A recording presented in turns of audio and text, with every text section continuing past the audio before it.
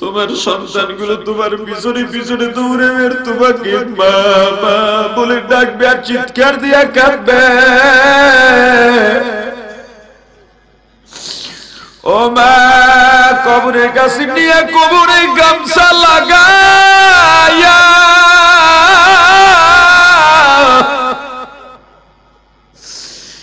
3.5 হাত কবরের মধ্যে রাখবে, ডানে মাটি বামে মাটি, বিছানা নাই বালিশ নাই,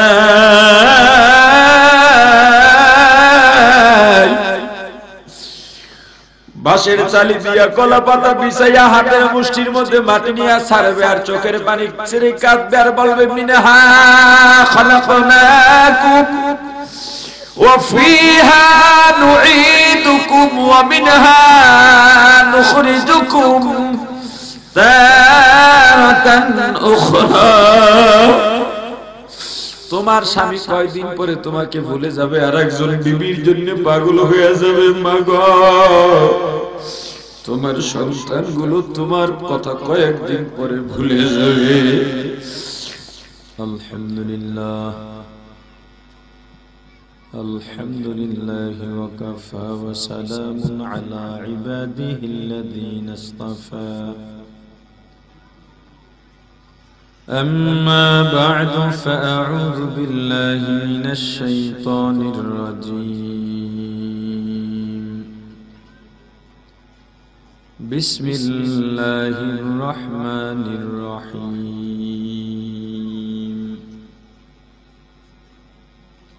كيف تكفرون بالله وكنتم أمواتا فأحياكم ثم يميتكم ثم يحييكم ثم إليه ترجعون. صدق الله العظيم. درود شريف شريف.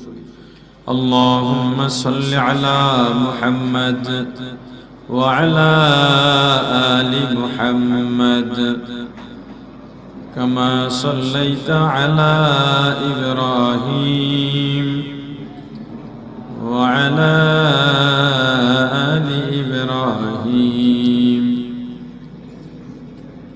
إنك حميد مجيد. درود পড়েন না কেন? একটু একটু একটু এই জবাবটা দিয়ালাম, পরে পড়েন। আগে পড়লেন না কেন? কি প্রতিবন্ধকতা? সাউন্ড একটু বাড়াতে হবে। কি প্রতিবন্ধকতা? কোন বাধা আপনাকে দুরূদ পড়া থেকে ফিরিয়ে রাখে?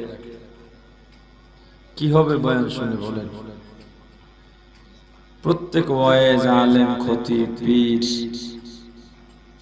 এই বয়ানে বসলে দরুদ সম্পর্কে তাসবিহ সম্পর্কে বিশেষ গুরুত্ব দিয়ে থাকে, অথচ যুগ যুগ ধরে ওয়াজ শুনতেছি এই সামান্য আমল এখনো আমরা নিজের মধ্যে আয়ত্ত করতে পারি না।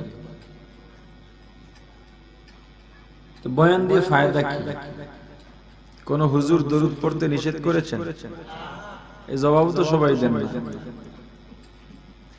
আপনাদের এলাকার ইমাম সাহেবরা নিষেধ করেছেন? আসলে যখন দেখি এত বোঝানোর পরও কেউ জবাব না দেয়, চুপ করে বসে থাকে, মনে চায় তাকে পুরা খেতাব করে উঠাইয়া দেয় যে আপনি আপনি উঠে চলে যান।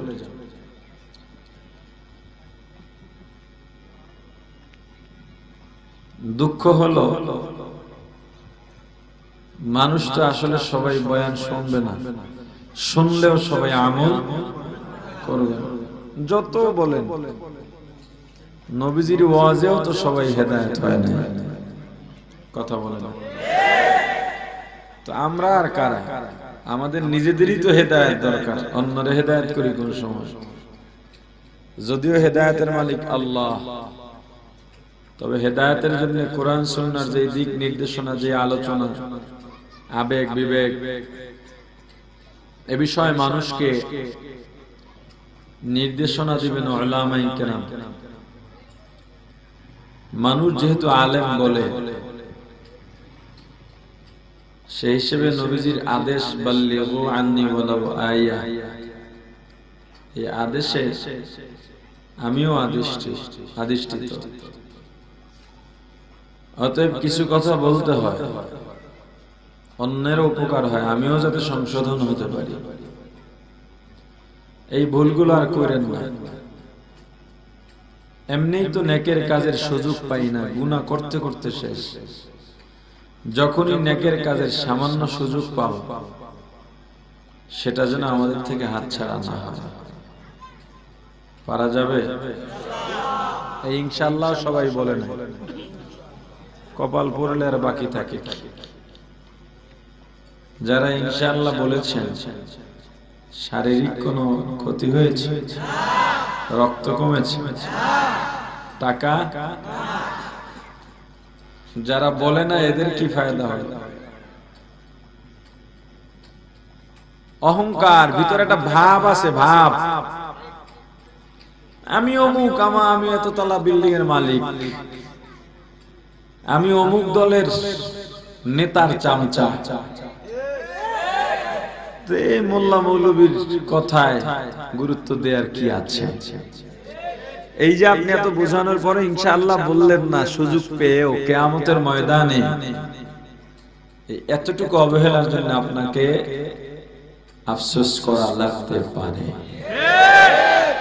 যে হারে সেদিন যদি ইনশাআল্লাহ বলতাম বা দরুদ পড়তাম, আজকে যে একটা নেকের অভাব আছে, এই অভাবটা পূরণ হয়ে যেত। সময়ের অনেক দাম। পৃথিবীতে এমন কোন মূল্যবান জিনিস নেই যার বিনিময়ে সময় কেনা যায়। সময় চলেই যাবে। বলে আমরা তো সময় কিনি টাকা দিয়ে, মোবাইলের সময় কিনি না? কথা বলে। আবার অনেকে টিভিতে টক শো করে, রেডিওতে প্রোগ্রাম করে, সেখানেও সময় কিনে। আমি একটা চাং, টিভির ভাষায় বলে চাং, আমি ভাড়া নিলাম এক চাং। তো একটা চাং ভাড়া নিলে এর মধ্যে একটা নির্দিষ্ট সময় আছে, এই সময়টা এক চাঙে এত সময়। আসলে কি সময়টা কিনতে পারে? সময়টা তো চলেই যায়।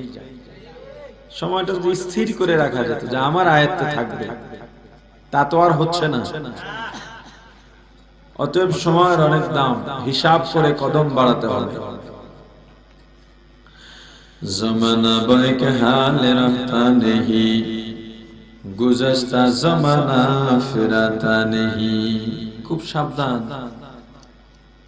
দ্বিতীয়বার যাতে ভুল না হয় সেই সংকল্প করে আমি এখন থেকেই শুরু করলাম। আমার জীবনে যখনই সওয়াবের সুযোগ পাবো, এটাকে হেলায় নষ্ট করব না, গুনার সুযোগ আসলে গ্রহণ করব না। নিয়ত করা যাবে? দরুদ পড়েন সবাই মুহাব্বতের সাথে। আল্লাহুম্মা সাল্লি আলা মুহাম্মাদ ওয়া আলা আলি মুহাম্মাদ কামা সাল্লাইতা আলা ইব্রাহিম ওয়া আলা আলি ইব্রাহিম ইন্নাকা হামিদুম মাজিদ।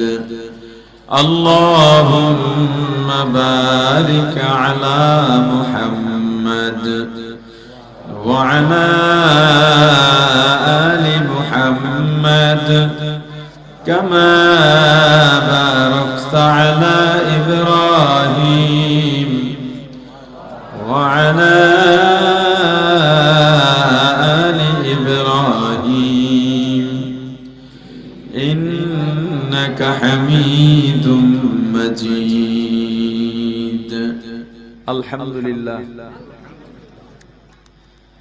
জামিয়া ইসলামিয়া আল হেরা মাদ্রাসা ও গিরিধারা সমাজ কল্যাণ সংঘের উদ্যোগে 2 দিন ব্যাপী 10ম বার্ষিক ইসলামী মহাসম্মেলনের দ্বিতীয় দিনের প্রধান অধিবেশনের মুহতারাম সভাপতি, মুআজ্জাজ মুকাররম হযরত উলামায়ে কেরাম, দূর দূরান্ত থেকে আগত ইসলাম প্রিয়, দিন প্রিয়, মর্দ মুজাহিদ, আল্লাহ রাব্বুল আলামিনের আশিকিন জাকিরিন মুসলমান ভাইরা, কলিজার টুকরা সমবয়সী যুবক ও ছাত্র বন্ধুগণ, পর্দানিশী মা ও বোনেরা, আল্লাহ তাআলার দরবারে লক্ষ কোটি শুকর ও সুজুদ, যেই মহান রব্বুল আলামিন আমাদেরকে হায়াত তৈয়বা দান করে দুনিয়ার জান্নাতের বাগান কোরআন ও হাদিসের আলোচনার এই মোবারক মজলিসে আশা ও বসার মতো তৌফিক দান করেছেন, আলোচনা শোনার মতো সুযোগ করে দিয়েছেন। এজন্য সকলে শুকরিয়া আদায় করি, আলহামদুলিল্লাহ। আল্লাহ বলেন, কাইফা তাকফুরুনা বিল্লাহ, হে বিশ্ব জগতের মানুষ, তোমরা আল্লাহর সাথে কুফরি করো কিভাবে, নাফরমানি করো কিভাবে, নিয়ামত পাওয়ার পরেও অকৃতজ্ঞ হও কিভাবে? এমন কি আছে তোমার? বাচ্চাদের কথাগুলো একটু বন্ধ করার ব্যবস্থা করতে হবে। ধমকাবেন না, বাচ্চা মানুষ ধমকাবেন না, এমনি বুঝায় ওদেরকে একটু দূরে সরাই দেন। আল্লাহ, এমন কি আছে তোমার? তুমি যে অহংকার করো, তুমি যে কুফরি করো, আল্লাহর সাথে নাফরমানি করার মতো, টেক্কা দেওয়ার মতো, আল্লাহর বিধানের উল্টা বলার মতো কি ক্ষমতা আছে তোমার? কি অথরিটি আছে তোমার? সরকারি দল এক কথা বলে, বিএনপি ডাইরেক্ট তার বিরোধী দল ডাইরেক্ট তার উল্টা বলে, বা আওয়ামী লীগ যে কথা বলে বিএনপি ডাইরেক্ট তার উল্টা বলে, বিএনপি যে কথা বলে আওয়ামী লীগ ডাইরেক্ট তার উল্টা বলে। কারণ কি? বিএনপি মনে করে আওয়ামী লীগের সাথে তাদের উল্টা বলে আমরা টিকতে পারবো, অথবা আওয়ামী লীগ মনে করে বিএনপির উল্টা করে আমরা টিকতে পারবো। কিন্তু তুমি তো মানুষ, তুমি আল্লাহর বিরোধিতা কেন করো? কুফরি কেন করো? তোমার এমন কি আছে তুমি যে আল্লাহর সাথে একটা টেক্কা দিবে, প্রতিদ্বন্দ্বিতা করবে, আল্লাহর সাথে ক্ষমতার যেই দম্ভ, আল্লাহর বিধানের লঙ্ঘন করার মতো এমন কি আছে তোমার মধ্যে? আসলে কিছুই নাই। কারণ কুনতুম আমওয়াতা, স্মরণ রেখো তোমরা মৃত ছিলে, তোমাদের কোনো নাম নিশানা এই পৃথিবীতে ছিল না, কেউ জানতো না, তোমার মা বাবাও জানতো না তোমার এই সুন্দর একটা অবয়ব পৃথিবীতে চলে আসবে। তোমার যোগ্যতা কেমন হবে, তোমার সুরাত কেমন হবে, তোমার মেধা কেমন হবে, তোমার চরিত্র কেমন হবে, কেউ জানতো না। ফাআহইয়াকুম, আমি মৃত্যু থেকে তোমাকে আমি আল্লাহ জীবন দিলাম, অস্তিত্বহীন থেকে একটা অস্তিত্ব দান করলাম। এত সুন্দর অস্তিত্ব পৃথিবীর কোন জাতি, কোন মাখলুককে, কোন প্রাণীকে মানুষের মতো এত সুন্দর করে বানানো হয়নি। এত সুন্দর করে আমি আল্লাহ তোমাকে বানালাম, অস্তিত্বহীন থেকে অস্তিত্ব দান করলাম। তাহলে তুমি কিভাবে আল্লাহর সাথে কুফরি করো? আল্লাহ মানুষকে কতটা সুন্দর করে বানিয়েছেন। আল্লাহ চারটা কসম খেয়ে বলে, লাকাদ খালাকনাল ইনসান,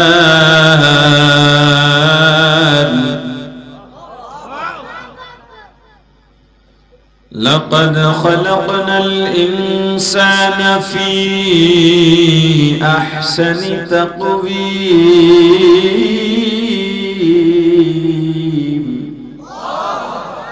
আল্লাহ চারটা কসম খেয়ে বলেন, আমি আল্লাহ মানুষকে অবকাঠামোগত দিক থেকে সবচেয়ে সুন্দর করে বানিয়েছি। অথচ মানুষকে এত সুন্দর করে বানাবার পরেও পরের আয়াতে আল্লাহ বলেন, ثم رددناه أسفل سافلين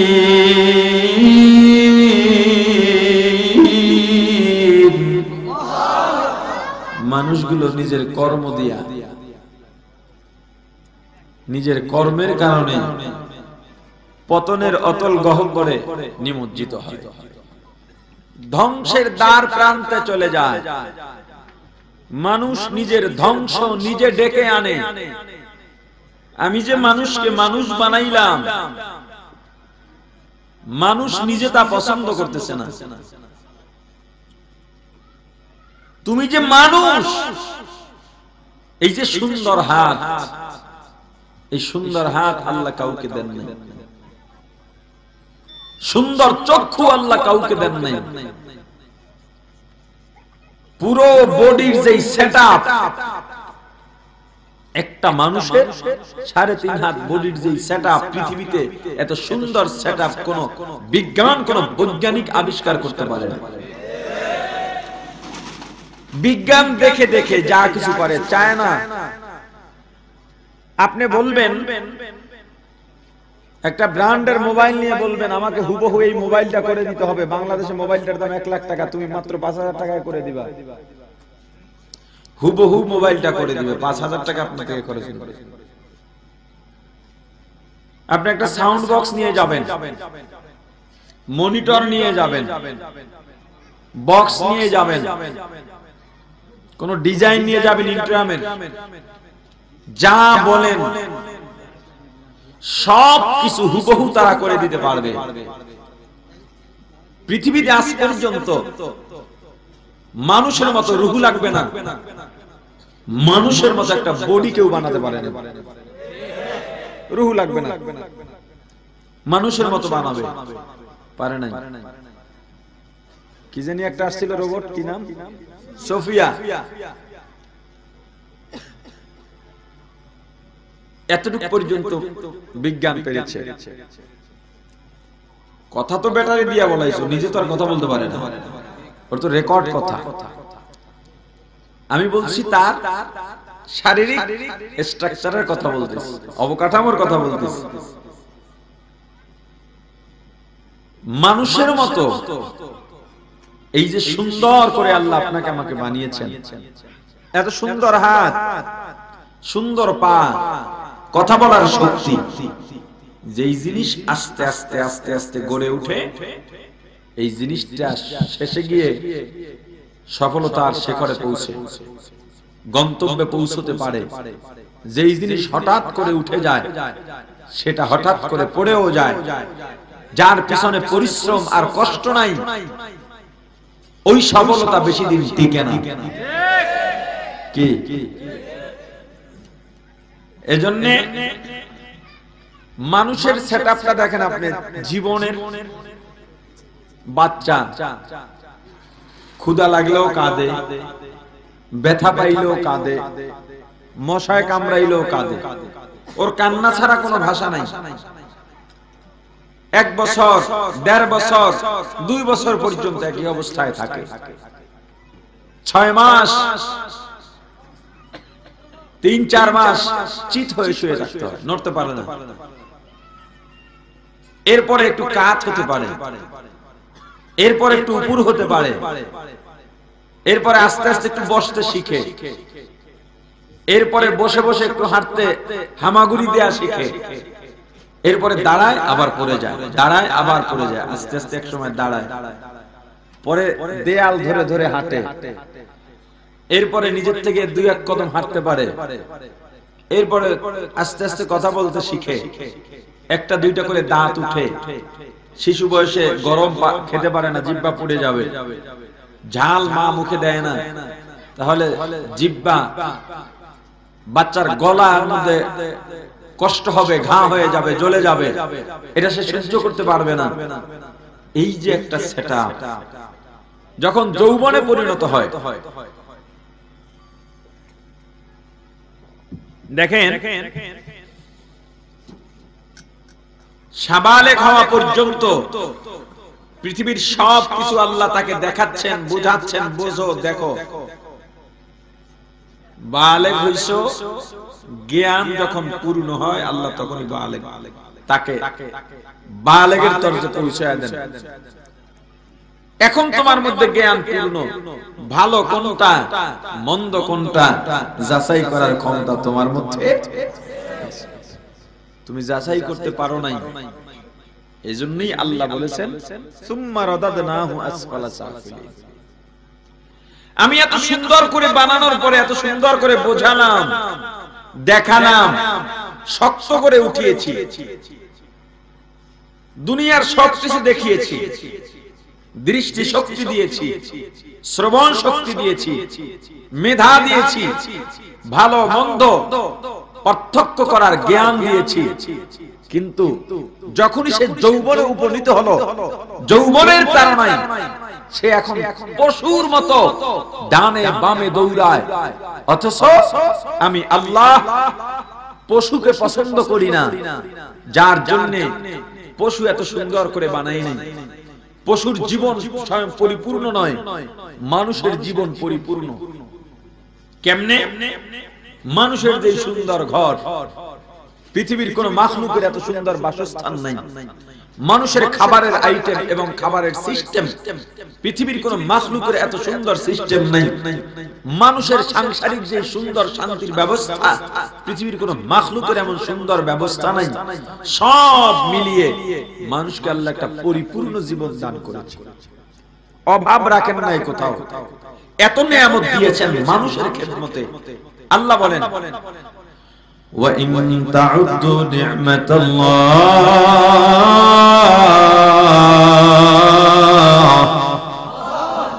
যদি তোমরা আল্লাহর নিয়ামত গণনা করতে চাও, লা তুহসুহা, কখনো সম্ভব নয়। এত নিয়ামত আল্লাহ দিয়েছেন। সব মানুষ ব্যতীত যত মাখলুক আছে সব মানুষের খেদমতের জন্য। সূর্যের আলো মানুষের খেদমত, চন্দ্র মানুষের খেদমত, বৃষ্টি মানুষের খেদমত, জমিনের ফসল মানুষের খেদমত। আমি আল্লাহ একটা গাভীর বাচ্চা দুনিয়াতে পড়েছে, আধা ঘন্টার মধ্যে দৌড় শুরু, জীবনটাও অপূর্ণ, নিজের কোনো স্বাধীনতা নাই, নিজের কোনো পূর্ণতা নাই। বনি আদম, তোমরা মানুষ যেভাবে ওকে পরিচালনা করো, আমি আল্লাহ ওকে বলে দিয়েছি এইভাবে তুমি খেদমত করবা বনি আদমের। আমি সূর্যকে বলে দিয়েছি, সূর্য এই সময় উঠবা, এই সময় ডুববা।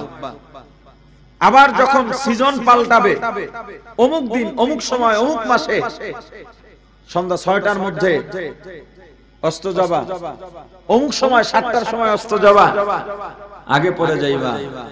আল্লাহ বলে দিয়েছেন, এটা তাকদীমি, কুন ফায়াকুনের অন্তর্ভুক্ত। আল্লাহ তো একবার বলে দিয়েছেন, হচ্ছে। পশুদেরকে একবার বলে দিয়েছেন, খেদমত করতেছে। মানুষকে হাজার বার বলার পরেও মানুষ মানে না, বোঝে না। উলামায়ে কেরাম, নবী রাসূলুল্লাহ পাঠাইলেন। পৃথিবী আল্লাহ সৃষ্টি করেছেন মাত্র 6 দিনে, আর মানুষ সৃষ্টি করেছেন 6 মাসে। মানুষের দিল একটু শক্ত তো হওয়ার কথাই, কিন্তু মানুষের দিলকে নরম করার মতো যত উপাদান দরকার, মানুষ নিজে গড়ে ওঠার জন্য যত উপাদান দরকার, কিয়ামতের ময়দানে কেউ কোনোদিন কোনো অভিযোগ করে আল্লাহর সামনে টিকবে না, কোন অভিযোগ করে টিকবে না। অনেকে বলে, হুজুর এই জামানায় কি পারা যায়? আমার জবাব থাকে, আপনি যে আমাকে জবাবটা দিলেন, এই জবাব আল্লাহর কাছে দিলে টিকবে তো? আপনি যুক্তি দিচ্ছেন, অমুক এটা করতে পারে, আমি কেন পারবো না? আমি এইভাবে একটু ঘুরাইয়া টুরাইয়া এটা খাই।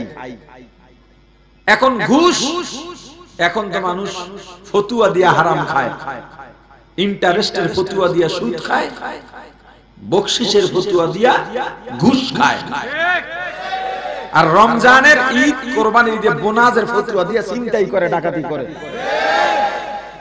কি সুন্দর সিস্টেম, কি সুন্দর সিস্টেম। তুমি আমাকে যে জবাব দিচ্ছ, এই জবাব আল্লাহর কাছে চলবে কিনা একবার তুমি সেই চিন্তা করো না। যত অজুহাত দিবা, আল্লাহর দরবারে কোনো অজুহাত চলবে না। গোলামি তোমাকে করতেই হবে। গোলামি করবা তো ভালো, করবা না জাহান্নামে যেতে হবে। আল্লাহ মানুষ বানাইলেন সুন্দর করে। কেমন সুন্দর একটা উদাহরণ দিয়ে পরে আলোচনায় ঢুকি। ইমামুল আজম আবু হানিফা রাহমাতুল্লাহি আলাইহি কিশোর, ওই জমানায় এক দম্পতি ছিল।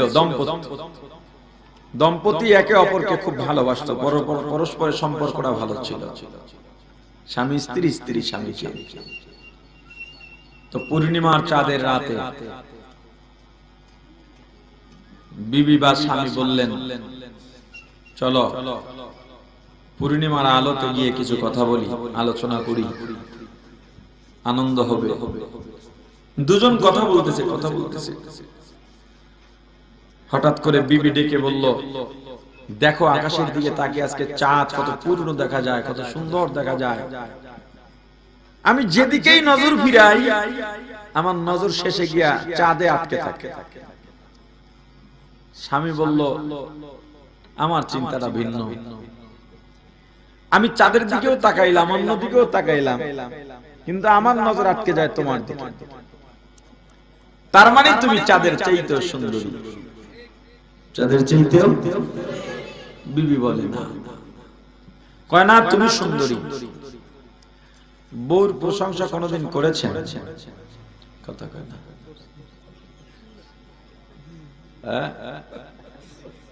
তুই তো একটা পেতনি, বাইরে কত রূপসীরা হাঁটে। বিবির প্রশংসা করবেন। 2 মাস পরে একদিন তরকারিতে নুন বেশি হয়েছে, ওদিন ঘরে কিয়ামত। আমি 1-2 বছর আগে শরীয়তপুরে একটা মাহফিলে গেছি, এরকম বাদ মাগরিবের বয়ান। তো আগে গেছি, আসরের মধ্যে গিয়ে বসছি, যতটুকু স্মরণ হয়। তো আমরা গেছি তো দূর থেকে, শরীয়তপুর যদিও কাছে, মাওয়া ফেরি বা এই নদীর কারণে আগে রওনা দিতে হয়। তো উনি খানা দানা দিলেন, বেশ আপ্যায়ন করেছেন। পায়েস আনছেন। আমি বলছি মিষ্টি জিনিস আমি খাইতে পারি না, যদিও ডায়াবেটিস নেই, তবু এটা কম খাই। উনি বললেন, না হুজুর খেতে হবে, আমার বিবি পায়েস খুব ভালো রান্না করে।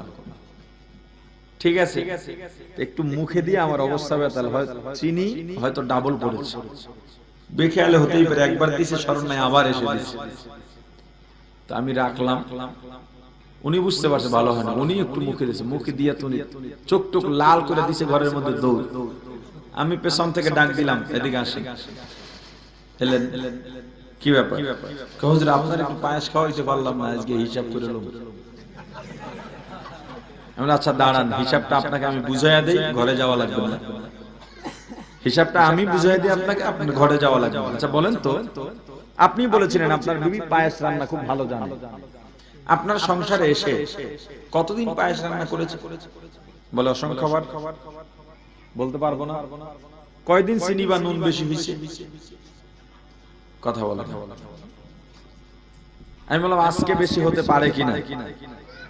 এত মানুষজন, এত আপ্যায়ন, এত রান্না, কত পদের রান্না, এর মধ্যে একটু ভুল হতে পারে কিনা? পারে। এখন জান আপনি হিসাব করতে। কেমনে করবেন? গিয়া বলবেন বিবির মাথায় হাত দিয়া যে তুমি টেনশন করো না, পায়েসে একটু চিনি বেশি হয়েছে, এটা হতেই পারে, এটা আমরা মাইন্ড করি না, এটা হতেই পারে। হ্যাঁ, একটা কাজ 1000 বার করলে একদিন একটু ভুল হতেই পারে। বলেন কেন মোড়ায় যায় না? আমি বললাম দেখেন, আপনার বিবি যখন এই পায়েসটা মুখে দিবে, আপনার কোনো হিসাব মিলান লাগবে না, তখন আপনার বিবি লজ্জায় শেষ হয়ে যাবে। আরে করলামটা কি? এবার আলাদা বলতে হবে নাকি? এর মধ্যে আপনি গিয়ে যদি আবার একটা ধমক দেন, তখন কষ্টটা বাড়ে না কমে? মসজিদে মোবাইল বেজে ওঠে। আমরা বাস্তবতা কতটুকু জানি, কতটুকু বোঝার চেষ্টা করি? আপনাদের বিরক্ত লাগে না তো? অনেকে তো আসছে যে হুজুর সুর টুর দেবে, কি ব্যাপার? সুর ছাইরা দিতেছি, দোয়া করে আস্তে আস্তে। কারণ এই যে কথাগুলো বলতেছি না, সবার দিলে গেতে থাকবে। সুর দিলে ওই কথাগুলো আর শুনবে না, সুর শুনবে। যদিও সুর আল্লাহর রহমত, আল্লাহর নিয়ামত, এই নিয়ামতের শুকরিয়া আদায় করতে গিয়ে কিছু সুর হলেও পারে। কি ইনশাআল্লাহ এশার আজান যখন হবে আমি বয়ান তখন শেষ করে দেব। ঠিক আছে, টাইম অনেক আছে, টেনশন নেই। আচ্ছা, মোবাইল বেজে উঠলো, গান লাগানো। যেই লোকটার মোবাইলটা বেজে উঠলো, রিংটন বেজে উঠলো, ওই লোকটা লজ্জা। ওয়ালাকাদ দারানা লিজাহান্নামা কাসীরাম মিনাল জিন্নি ওয়াল ইনসি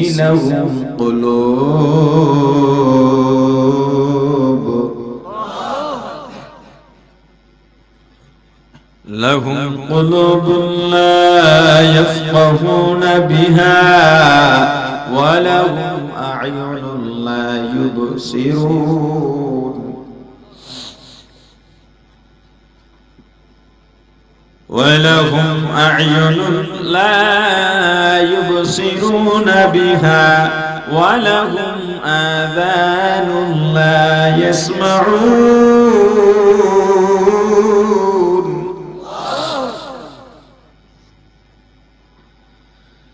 ولهم آذان لا يسمعون بها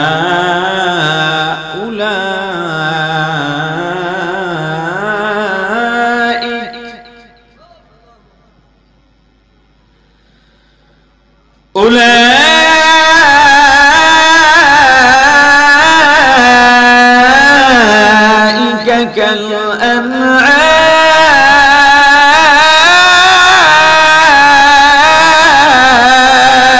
كالأنعام ضرب سورة آدمي إنسابودي أحمد أبو جهل هامك سابودي ও মুসলমান ইমানদার, দুইটা দুঃসংবাদ।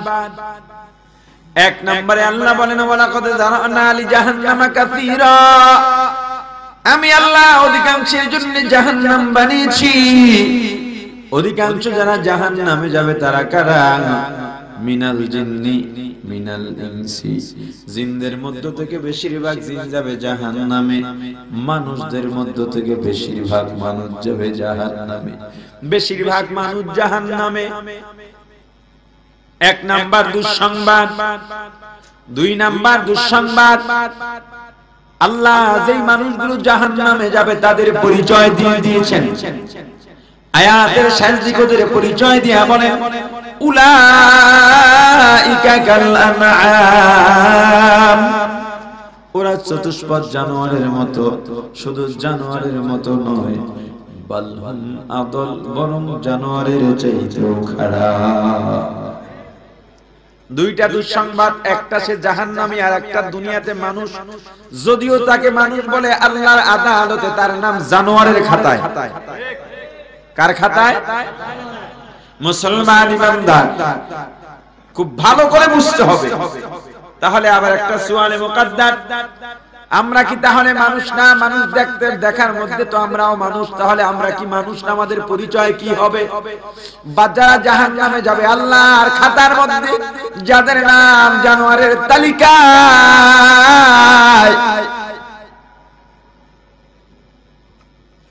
এদের পরিচয় কি? এদেরকে আমরা কি বলবো? দেখেন নবীজির চেহারা আবু জাহেলের চেহারা দেখতে প্রায় একই রকম ছিল। মানুষের মতো দেখলেই মানুষকে মানুষ বলা যায় না, মানুষের মতো কথা বলতে পারলেই মানুষকে মানুষ বলা যায় না, মানুষের মতো হাত পা থাকলেই মানুষকে মানুষ বলা যায় না। যদি মানুষকে দেখলে মানুষের মতো দেখলে মানুষ বলা যাইত। নবীজির চেহারা আবু জাহেলের চেহারা দেখতে প্রায় একই রকম ছিল। নবীজি যেই বংশের থেকে দুনিয়াতে আসছেন, আবু জাহেলও সেই বংশের থেকে দুনিয়াতে আসছে। নবীজির শরীরের মধ্যে যেই বংশের রক্ত, আবু জাহেলের শরীরের মধ্যেও একই বংশের রক্ত। নবীজি আর আবু জাহেলের সম্পর্ক ছিল চাচা ভাতিজা। সবকিছু প্রায় এক রকম হওয়ার পরেও নবীজি হলেন রাহমাতুল লিল আলামিন, সাইয়্যিদুল মুরসালিন, ইমামুল মুরসালিন। পক্ষান্তরে আবু জাহেল হলো চিরস্থায়ী জাহান্নামী। ও মুসলমান ইমানদার, আল্লাহ তোমাকে মানুষ বানায়া পাঠাইছেন, জানোয়ার বানায়া পাঠান নাই। এই যে সুন্দর হাত, এত সুন্দর হাত আল্লাহ কাউকে দেন নাই। অতএব এই হাত দিয়া এমন কাজ করো না যেই কাজের দ্বারা জানোয়ারের খাসলত তোমার দ্বারা প্রকাশ পায়। এটাও একটা নাফরমানি। জানোয়ার দাঁড়ায় দাঁড়ায় প্রসাব করে, বসার মতো শক্তি আল্লাহ জানোয়ারকে দেন না, ওই সিস্টেমই নাই। তুমি যাতে সুন্দরভাবে বসে বসে প্রসাব করতে পারো সবকিছু আল্লাহ দিয়া দিলেন। এরপরেও যদি তুমি দাঁড়াইয়া প্রসাব করো, বলো জানোয়ারের মধ্যে তোমার মধ্যে ব্যবধান কোথায়? যারা অসুস্থ বসতে পারে না সেটা ভিন্ন, জিন্সের প্যান্ট পরে যেটা বইতে পারে না ওটা আগেই জানোয়ার হয়ে গেছে। কি জিন্সের প্যান্ট পরে মুসলমানের সন্তান? আরে প্যান্টটা বানাইছি তো তোমাকে পশু বানানোর জন্য, দাঁড়াইয়া দাঁড়াইয়া প্রসাব করো। এ যুবক, আমরা কি ঠকলাম নাকি জিন্সের প্যান্ট না পরে? ওটা দেখলেও ডর লাগে।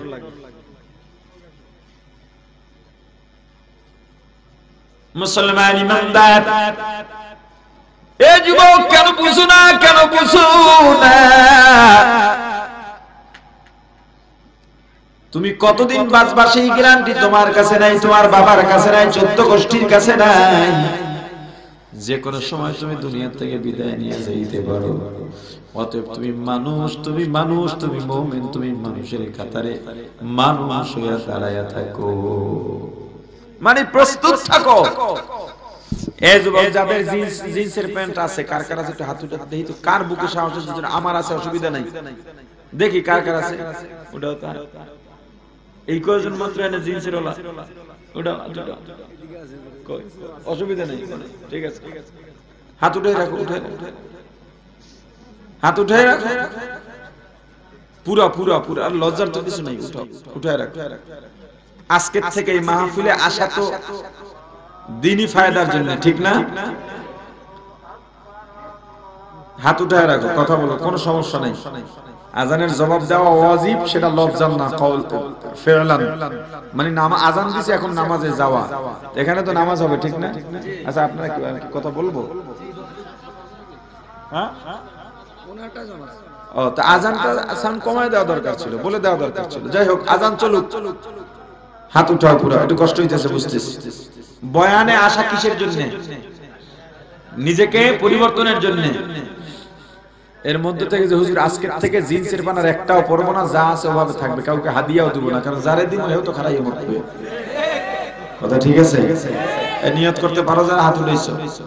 কই নিয়ত যে করছে একটু দাঁড়াও তো দেখি।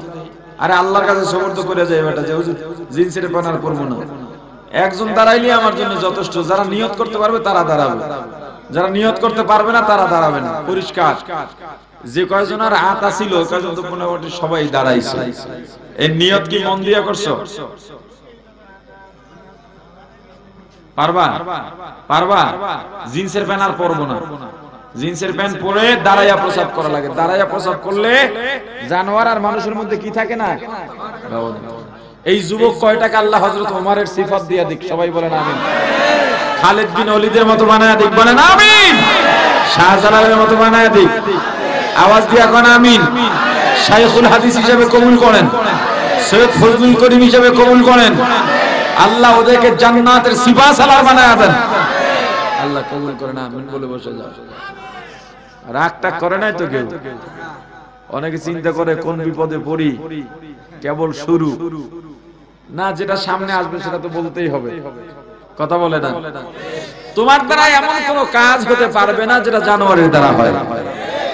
তোমার দ্বারা যে কাজ হবে সেটা যদি জানোয়ারের মধ্যে থাকে, তাহলে তোমার মধ্যে আর জানোয়ারের মধ্যে ব্যবধান নাই। তোমার দ্বারা যদি জানোয়ারের স্বাভাবিক বা খাসলাতই প্রকাশ পায়, তাহলে আল্লাহ জানোয়ার কেন বানাইছেন? তুমি যদি জানোয়ার হয়ে যাও, তাহলে তোমাকে আল্লাহ মানুষ কেন বানাইলেন? ও মুসলমান ইমানদার আল্লাহর গোলাম, ভুল করা যাবে না, ভুল করা যাবে না। কুকুর একটা কুকুর সজাতি আর একটা কুকুরে কামড়ায়, কথা কয় না, কোনো অপরাধ লাগে না, অপরাধ লাগে না। শক্তি যার বেশি, সবল কুকুর দুর্বল কুকুর পাইলে কামড় একটা মারবেই।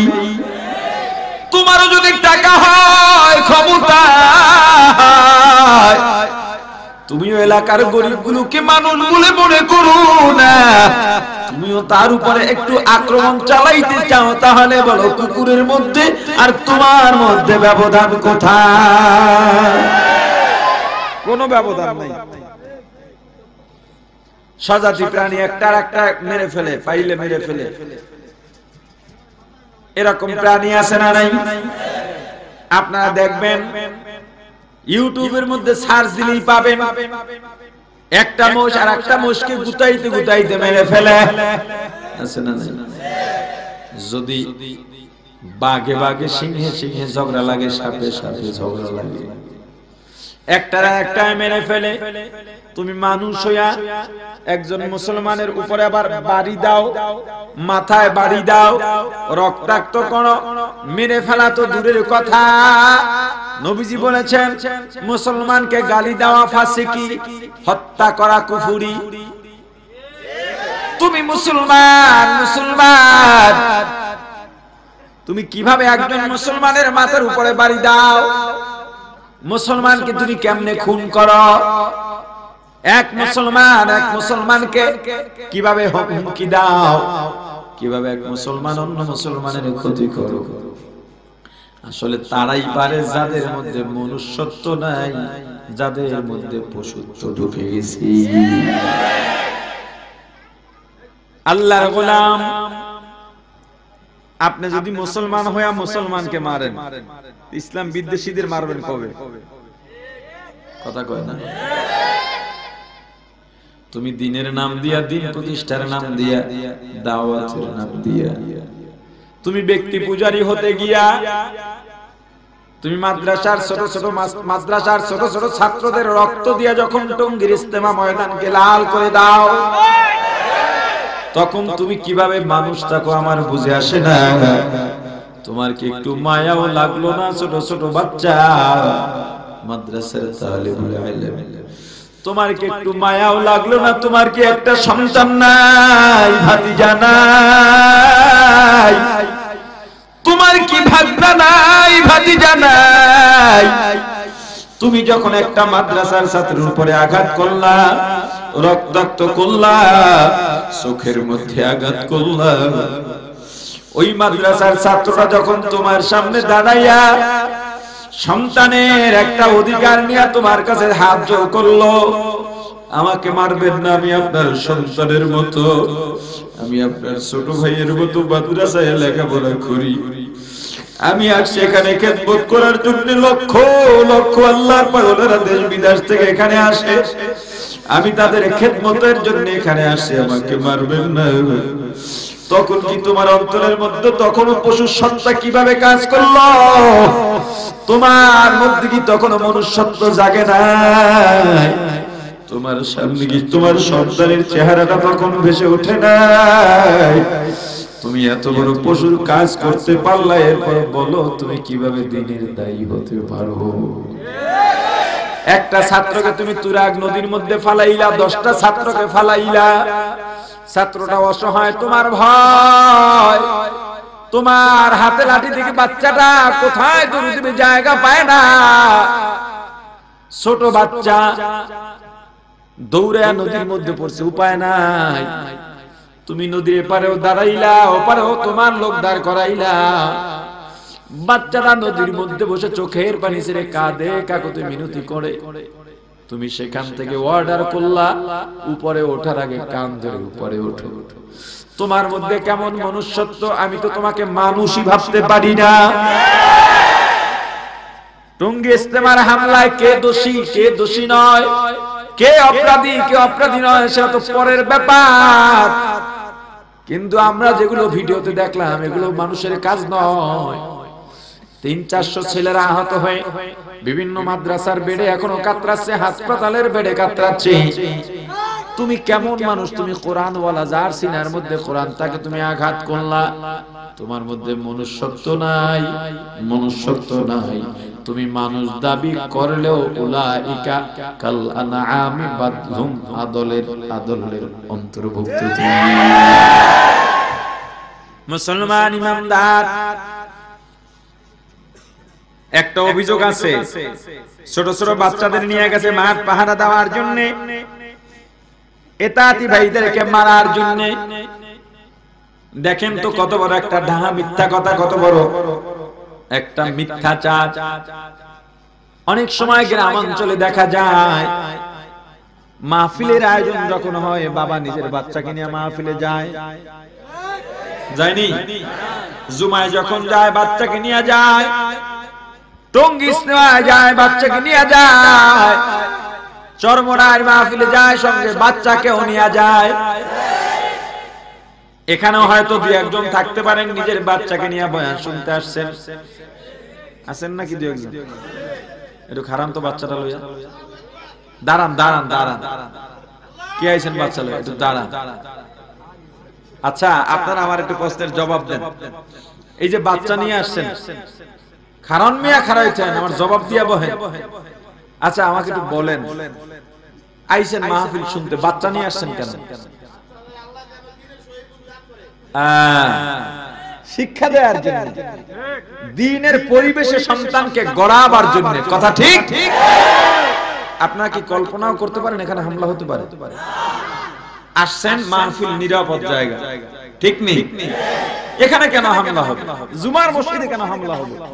এখন যদি এখানে একটা হামলা হয়, বসেন, এখানে যদি হামলা হয় কিছু করার আছে? এখন যদি কেউ বলে মাহফিলে বাচ্চাদের নিয়েছিল হামলাকারীদের রোখার জন্য, কথাটা কি? এটা গাজাখুরি কথা না? ইজতেমা ময়দানে মাদ্রাসার ছাত্ররা যায়, প্রতি বছর যায়, উলামায়ে কেরাম এবং আগত মেহমান আল্লাহ ওয়ালাদের খিদমতের তবিয়ত করার জন্য। আপনারা ছবিতে দেখেছেন ছোট ছোট বাচ্চারা কাঁধে করে বাঁশ টানতেছে, ছোট ছোট বাচ্চারা বড়দের সাথে জিকির করে, বাবা বাচ্চাদের সাথে নিয়ে যায়, শিক্ষক ছাত্রদের সাথে নিয়ে যায়। যখন জিকির চলে বাবা বলে, ছেলেকে বলে বাবা তুইও জিকির কর, ছেলেটাও বাবার দিকে তাকায় আর জিকির করে, ছেলেটা বাবার দিকে তাকায় আর তাসবিহ পড়ে। ওয়াতয়ে উলামায়ে কেরাম ছোট ছোট ছাত্রদের নিয়ে গেছে, আর ছোট ছোট ছাত্র দিয়া কোনোদিন হামলার মোকাবেলা করা যায় নাকি? এই কথা কেন বলো? দোষ এড়াবার জন্য। দোষ যতই এড়াও না কেন, তোমাদের সাথে আমাদের দ্বন্দ্ব নেই। আমরা তাবলীগ বিরোধী না, তাবলীগ বিরোধী না। আমরা শুধু একজন ব্যক্তি উলামায়ে কেরামের বিরুদ্ধে, আহলে সুন্নাত ওয়াল জামাতের আকীদার বিরুদ্ধে, কোরআন হাদিসের বিরুদ্ধে বক্তব্য দিয়েছেন। উলামায়ে দেওবন্দ বলেছেন আপনার বক্তব্যগুলো আপনি প্রকাশ্যে প্রত্যাহার করেন। আমাদের রোল মডেল যেহেতু উলামায়ে দেওবন্দ, উলামায়ে দেওবন্দ যদি বলে মাওলানা সাদ কান্দলবি রুজু করেছেন, সে ফেরত এসেছেন, তার কথাগুলো তিনি তওবা করেছেন, আমরা মেনে নিব। আমরা তো তাবলীগ বন্ধ করতে চাই না, আপনাদের জোর, আপনাদেরকে ইজতেমায় ঢোকা বন্ধ করতে চাই না। আমরা চাই এদেশের সমস্ত তাবলীগ ওয়ালারা ভ্রান্ত মতবাদে বিশ্বাসী মাওলানা সাদ সাহেবকে প্রত্যাখ্যান করুন। আবার আপনি অভিযোগ করেন উলামায়ে কেরাম চিল্লা লাগায় নাই। উলামায়ে কেরাম কয়টা সাল লাগাইছে? সাল লাগাইলাম আমরা, চিল্লা লাগাইলাম আমরা। ওনারা মাদ্রাসায় রয়েছে আজকে তাবলীগ নিয়া না কেন গলায়? শোনেন, উলামায়ে কেরাম চিল্লা লাগায় নাই। কে বলেছে?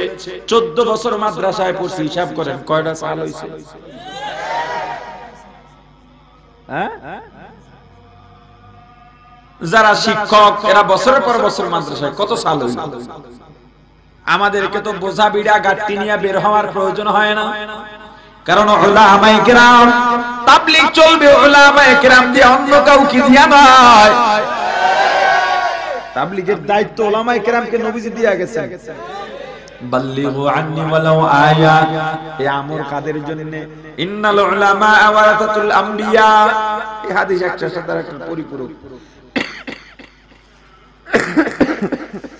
আল্লাহ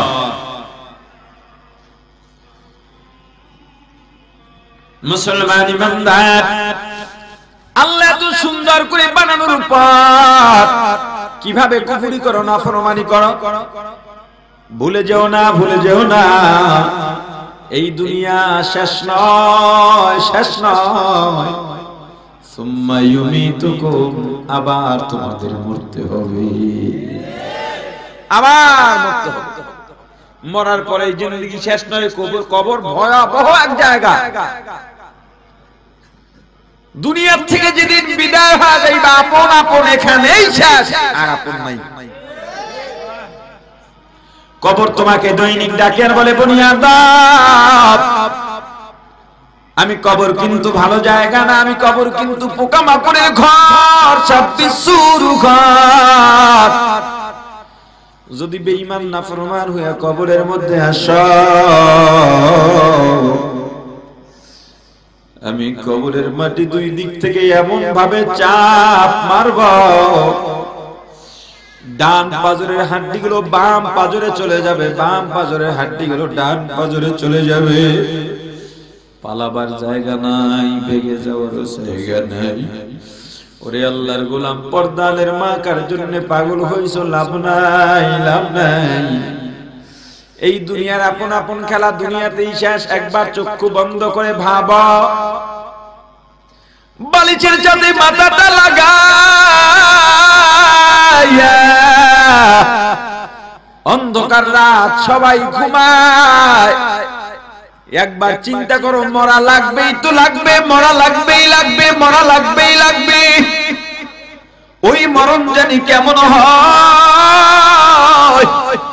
আজরাইল জানি কেমন হয়। শুনেছি আজরাইলের মাথা থাকবে আসমানে, পা থাকবে জমিনে, এক হাত মাশরিকে আর এক হাত মাগরিবে, হাতের মধ্যে বড় বড় নখ, চক্ষুগুলো বড় পুকুরের মতো লাল। যখন আপনার আমার দিকে তাকাবে কি অবস্থা হবে? আজরাইল যদি এখন আসে, আমার বিবি পাশে ঘুমানো, সন্তান ঘুমানো, আমার মা বাবা অন্য রুমের মধ্যে, কিন্তু আজরাইল যদি এই সময় আমার জানটা থাবা দিয়া নিয়ে যায়, আমাকে দুনিয়ার কেউ রাখতে পারবে না। আমি যদি মারা যাই, দুনিয়ার আপন আপন খেলা দুনিয়াতেই শেষ। আল্লাহর গোলাম, এ পর্দালের মা, একবার চিন্তা কর শুনি মা, এখন যদি তোমার চক্ষু দুইটা স্থায়ীভাবে বন্ধ হয়ে যায়, তোমার স্বামী তোমার মায়ায় কাঁদবে, তোমার সন্তান তোমার মায়ায় কাঁদবে, কান্নাকাটি করলেও তোমাকে দুনিয়াতে রাখার চিন্তা করবে না, পরিকল্পনা করবে না। কান্নাকাটি করবে ঠিক, কিন্তু আর একদিকে বাচ্চার থেকে বাঁশু কাটবে। কান্নাকাটি করবে ঠিক, আর একদিকে গরম পানি বসাবে। কান্নাকাটি করবে আর তোমার কাপড় কাটবে, কবর খনন করবে, মসজিদ থেকে খাটিয়া নামাইয়া তোমাকে গোসল করাইয়া পাঁচখানা সাদা পাতলা কাপড়ের প্যাকেট বানাইয়া খাটিয়ার মধ্যে উঠাইয়া জানাজা পড়াইয়া সারজে কাঁধে নিয়ে কবরের দিকে রওনা দেবে। তোমার সন্তানগুলো তোমার পিছনে পিছনে দৌড়ে বের, তোমাকে মা মা বলে ডাকবে আর চিৎকার দিয়া কাঁদবে। ও মা, কবরের কাছে নিয়ে কবরে গামছা লাগাইয়া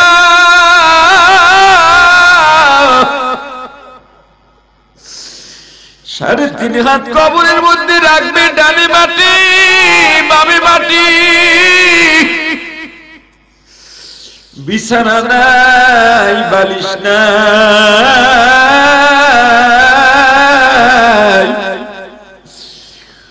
বাঁশের চালি দিয়া কলা পাতা বিছাইয়া হাতের মুষ্টির মধ্যে মাটি নিয়ে ছাড়বে আর চোখের পানি ছেড়ে কাঁদবে আর বলবে, মিনহা খালাকনাকুম ওয়া ফিহা নুঈদুকুম ওয়া মিনহা নুখরিজুকুম তারাতান উখরা।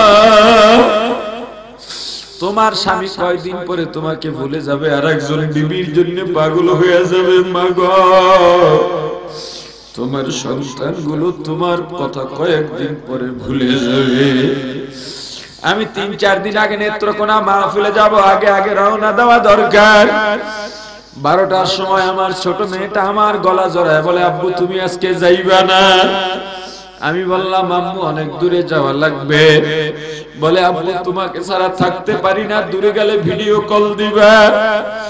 আব্বু তুমি গভীর রাতে আসো, ফজর পড়ে ঘুমাও, আবার জোহরে উঠে চলে যাও, তোমার সাথে কথা বলতে পারি না, মনে মানে না। আমার বিবিও পাশে বসা। বললাম, দেখেছো এত ভালোবাসা, আমি রাত্রে বাসায় ফিরলে অপেক্ষা করো সবাই, আমি গেলে তবেই খাইবা, কিন্তু এত মায়া, এত মায়া। এখন যদি মারা যাই তুমিও ভুলে যাইবে, সন্তান 2 দিন পরে ভুলে যাবে। এখন আপনাদের মাহফিলে রওনা দিব। 3টা মেয়ে আমার, 3টা আমাকে জড়ায় ধরছে, আব্বু তোমার সাথে বাইরে যাব, একদিন বাইরে নিয়ে যাও। কত সন্তানের আব্বুর সাথে বাইরে যায়। আমি ওদেরকে ফাঁকি দিয়া দ্রুত নেমে আসলাম। বাচ্চার মা ফোন দিল, 3টা বাচ্চা কাঁদতে কাঁদতে পুরা ফলের উপরে এদিক থেকে ওদিকে করে আব্বুকে আসতে বলো, আব্বুর সাথে বাইরে যাব। মনেকে প্রশ্ন করে জিগাইলাম, মন এই যে মায়া ভালোবাসা কতদিন? এই দুনিয়াতে যতদিন আছি ততদিনের পরে মায়াও নাই, ভালোবাসাও নাই। এ আল্লাহর গোলাম, আজকে যদি তোমাকে আজরাইল তোমার জানটা নিয়ে যায়, তোমার বিবি কাঁদবে, সন্তান কাঁদবে, কিন্তু কয়েকদিন পর তোমার বিবিও নতুন স্বামীর জন্য পাগল। তোমার সন্তানগুলো তোমাকে ভুলে যাবে, ভাগ বাটোয়ারা নিয়ে ব্যস্ত। কার জন্য পাগল হইছো? লাভ নাই, লাভ নাই, লাভ নাই।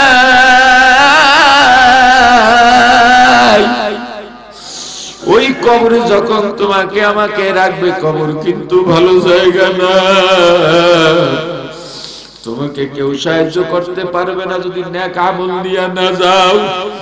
আল্লাহ তাআলা আযাবের ফেরেশতা পাঠাবেন, ওই আযাব সহ্য করতে পারবে কিনা চিন্তা করে দেখো।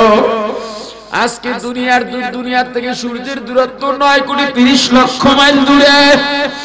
এত দূর না, আরো দূর আমরা জানি না। বৈজ্ঞানিকদের পুঁজি যত দূর গিয়েছে তত দূর বলে। সূর্যের মধ্যে 9টা মতান্তরে 13টা ছিদ্র আছে, একটা মাত্র ছিদ্র খোলা। ওই একটা মাত্র ছিদ্র দিয়া যে আগুন বা আলো উঠে সেটা উপরের দিকে যায়, অর্থাৎ সূর্যটা আমাদের দিকে উল্টা ভাবে আছে। সূর্যের আসল মুখ উপরের দিকে।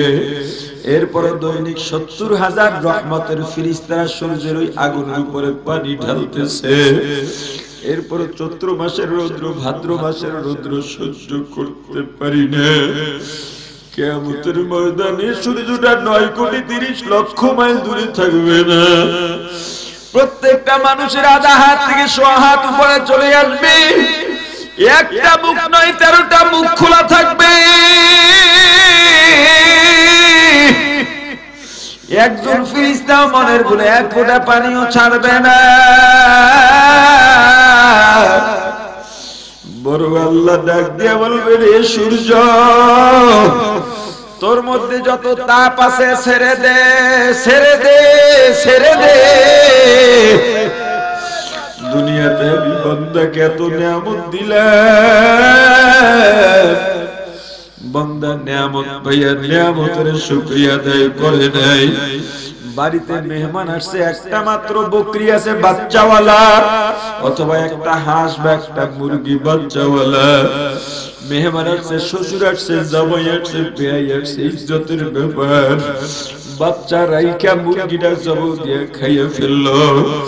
বাচ্চাগুলো ডানে দৌড় দেয়, বামে দৌড় দেয়, টেউ টেউ করে মাকে ডাকে। আমি বলছি, বান্দা খা, তবুও খা, আমি তোদের খেদমতের জন্য বানাইছি। এ বান্দা, দুনিয়াতে যেখানে যা দরকার আমি আল্লাহ সব তোদেরকে দিছি। একটা গরু দিয়ে হাল চাষ করা, ধানসাল ঘরের মধ্যে উঠাইয়া খাট পালং ল্যাপটপ জাজিম কম্বল দিয়া ঘুমায়। আর গরুটাকে কোরমা পোলাও চাউল ধানের ভাগ দিল না। এমন একটা ঘরে রাখছে যেখানে মশা শীত গরম গোবর সব একাকার। বাচ্চাটাকে গাভীর থেকে দূরে বাঁধছে। গভীর রাতে বাছুরটা ক্ষুধায় ডাক দিছে, মা গো দুধ দাও। গাভী ডাক দিয়া বলছে, রে বাচ্চা, আগামীকাল বনি আদমকে আল্লাহ বানাইছেন আমাদের খিদমত করার জন্য। বনি আদমের খিদমত করার জন্য আল্লাহ আমাদের বানাইছেন। ওরা খাওয়ার পরে যা থাকবে খাবি। আমার বান্দা সকালে গরুটাকে ভালোভাবে দুয়াইয়া একটু দুধ রাখে নাই, বাছুরটা ছেড়ে দিছে। গিয়া দেখে মায়ের উলানের মধ্যে দুধ নাই, মাথা দিয়া মায়ের উলানের মধ্যে বাড়ি দেয়। এরপরও দেখে দুধ নাই, বাছুরটা মায়ের মুখের যাতে মুখটা ঘষে। হায়াতুল হায়ানের মধ্যে লাগায়। বাছুরটা মায়ের কাছে নালিশ দিয়া বলে, মা গো তুমি বলছিলে এরা খাওয়ার পরে যা থাকবে খাবো, আসলে তো কিছুই নাই, কিছুই নাই। এ সূর্য আমি বান্দাকে তবুও ফিরাইয়া রাখি নাই। বান্দা খা খা, এ বান্দা সব কিছু বানাইলাম তোর খেদমতের জন্য।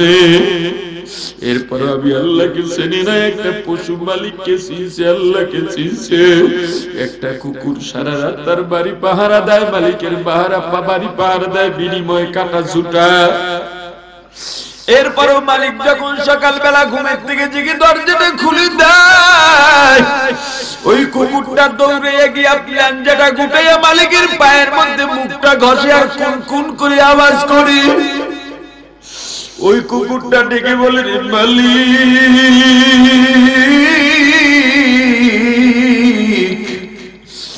আপনার বাড়ি থাকলাম, আপনার দেয়া ছুটা খাইলাম, আপনার দায়িত্ব পালন করতে পারছি কিনা জানি না। আমার যদি ভুল হয় আমাকে মাফ করে দে।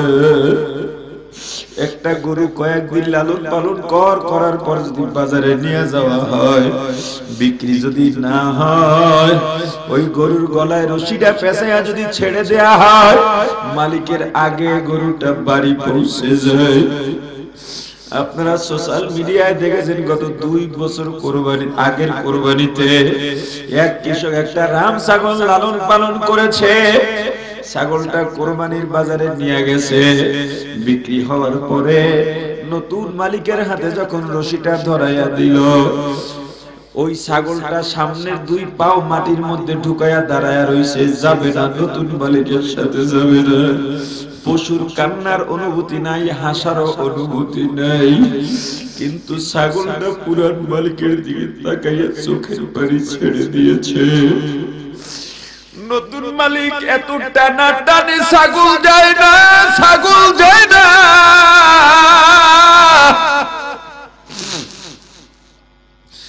নতুন মালিক ডাক দিয়া বলে, ভাই গো আমার টাকা দাও, ছাগল নাও। আমার এই ছাগল লাগবে না, লাগবে না, লাগবে না। পুরান মালিক হাঁটু করে মাটির মধ্যে বসে ছাগলটাকে ধরে বলল, ওরে ছাগল, এখন আর আমি তোর মালিক না, তোর মালিক বদল হইয়া গেছে।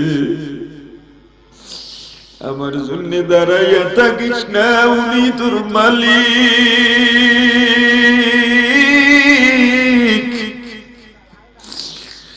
ছাগল কি বুঝতে পারছে আল্লাহ ভালো জানে। আল্লাহ কি ওর মাথায় ঢুকাইয়া দিছে। ছাগলটা পিছনের 2 পায়ের উপরে দাঁড়াইয়া সামনের 2 পাও দিয়া পুরান মালিকের গলাটা জড়াইয়া ধরছে।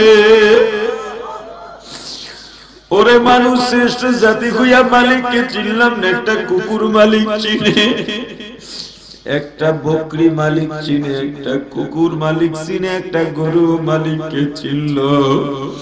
কিয়ামতের ময়দানে সূর্য যখন সমস্ত তাপগুলো ছেড়ে দিবে, বেঈমান নাফরমানের মাথার চারাগুলো টাস টাস করে ফেটে যাবে। মহিলারা যেমন চুলার উপরে ভাতের পাতিলা বসাইলে ভাতগুলো এক সময় উতলাইয়া টকবাক টকবাক করে ফুটতে থাকে। ওই ভাতগুলো পাতিলার বাইরে ছিটে ছিটে পড়ে যায়। নাফরমান বেঈমানের মাথার মগজগুলো ওইভাবে টকবক করে ফুটতে থাকবে, শরীরের চারপাশ দিয়া পড়তে থাকবে। সময় আছে ফেরো ফেরো ফেরো। ওই কবরে আযাব কবরে আযাব কবরে আযাব। সাবধান সাবধান, পুলসিরাত ভালো জায়গা না, কবর কিন্তু ভালো জায়গা না, পুলসিরাত ভালো জায়গা না, মিজান ভালো জায়গা না। হিসাব করে কদম বানাও। এ যুবক কি মনে করছো রে যুবক? এ পর্দালের মা, আমি যদি আপনার সন্তান হইতাম আর আপনার পা জড়াই বলতাম মা গো আর বেপর্দায় বের হইও না, টিভি দেখো না রে মা। ও মা, আপনি কি পারতেন আমার কথাটা ফলাইয়া দিতে? এ বৃদ্ধ বাবাজি, আমি যদি আপনার ছেলে হইতাম আপনার পা জড়াইয়া যদি বলতাম বাবা আর গুনাহ করেন না, নামাজ ছাইরেন না, মিথ্যা বললেন না, আপনি কি পারতেন আমার কথাটা ফলাইতে? এ যুবক, আমি যদি তোমার ভাই হইতাম তোমার গলা জড়াইয়া যদি বলতাম ভাই গো নেশা করিস না, মস্তানি করিস না, বেয়াদবি করিস না, নামাজ ছাড়িস না, ফলাইতে পারতানি না। বাইরে আমাকে তোমার ভাই, এ পর্দালের মা, বৃদ্ধ বাবাজি তোমার সন্তান মনে করে আজকে অনুরোধ করে গেলাম। জানি না আর কোনদিন দেখো হবে কিনা, বাঁচবো কিনা। এই দুনিয়ার হায়াত একেবারে সংক্ষেপ, একেবারে সংক্ষেপ। কোন দিন দুনিয়া ছেড়ে চলে যাব আপনিও জানেন না, আমিও জানি না। এই দুনিয়ার জিন্দেগিটা একেবারে ছোট। কোন দিন জানি দুনিয়া ছেড়ে চলে যাবো, আজরাইল এসে ডাক দিয়া বলবে জীবনে কোনো কিছু হাসিল করতে পারি নাই, কামাই করতে পারি নাই গুনাহ ছাড়া। সারা পৃথিবীর যত গুনাহ তার চাইতে আমার গুনাহ বেশি। যদি খবর পান আপনাদের সন্তান তুল্য, আপনাদের ভাই তুল্য, বন্ধু তুল্য হাবিবুর রহমান মিসবার দুনিয়াতে নাই, একটু খাস করে আবার জন্য দোয়া করবে। আপনাদের দোয়া ছাড়া উপায় নাই, উপায় নাই। এমন কোন আমল করতে পারি নাই যে আমলের কারণে নাজাত পাবো, এমন কোন আমল করতে পারি নাই যে আমল নিয়ে আল্লাহর সামনে দাঁড়াবো। এত গুনাহ করছি, এত গুনাহ করছি, জাহান্নাম ছাড়া বুঝি।